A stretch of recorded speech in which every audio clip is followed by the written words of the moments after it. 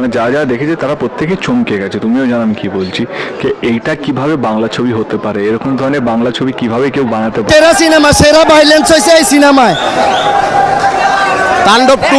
পুরো বাংলাদেশে মুক্তি পেয়েছে শাকিব খানের নতুন সিনেমা তাণ্ডব। সিনেমাটি মুক্তির পর থেকে দেশের প্রতিটি সিনেমা হলে দর্শকদের উপচে পড়া ভিড়। দর্শক আমরা দেখতে পাচ্ছি এর মধ্যে শাকিবিয়ানদের প্রতিক্রিয়া।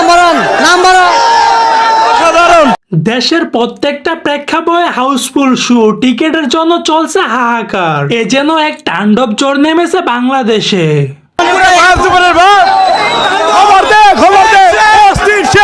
কিন্তু এর মাঝেই উঠে এসেছে বিতর্ক।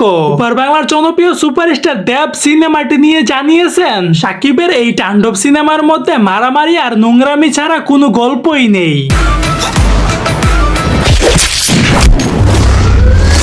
সো দর্শক, আজকের এই ভিডিওটি এই পর্যন্ত। যদি ভিডিওটি ভালো লাগে থাকে তাহলে ভিডিওতে একটা লাইক, একটা কমেন্ট আর অবশ্যই চ্যানেলটি সাবস্ক্রাইব করে রাখবেন।